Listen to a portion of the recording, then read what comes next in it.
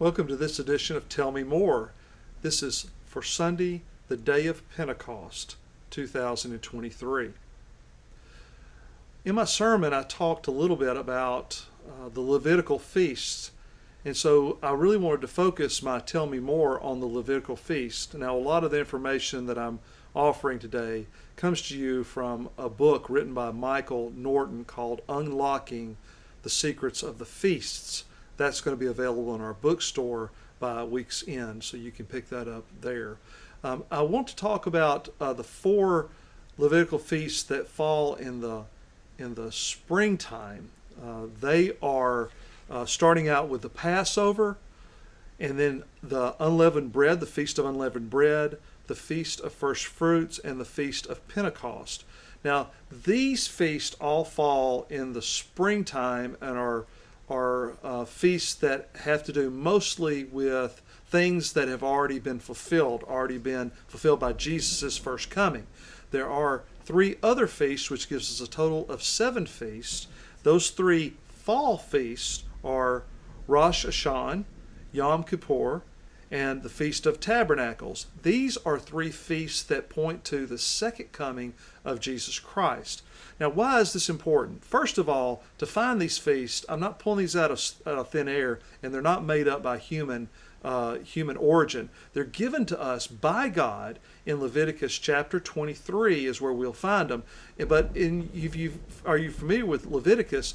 You know that has all of the laws that are given to Moses and the Israelites as they walked in their desert wanderings.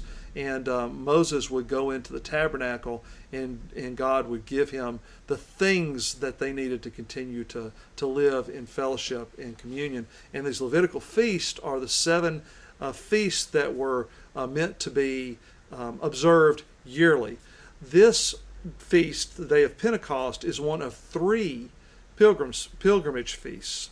The pilgrimage feasts are the Feast of Passover, the Feast of First Fruits, and the Feast of Pentecost.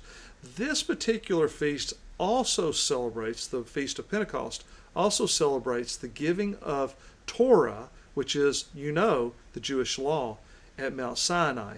These are all such important elements of our Pentecost day that we celebrate because our roots are so deep in our Jewish heritage when it comes to these feasts. Now, Michael Norton is going to tell us that these feasts act like a playbill or a bulletin that shows us how God intends God's plan for salvation, redemption for the world to be played out. And we can see that in Pentecost. This is the first feast that we see that Jesus is no longer with us in the New Testament, and the giving of the Holy Spirit happens. Now, what happens on the day of Pentecost is really amazing because, the Spirit descends and it sits on the disciples in a way that this fire is sitting on them but not consuming, which reminds the Israelites and reminds us of Moses in the burning bush. The wind that happens that drew the people to this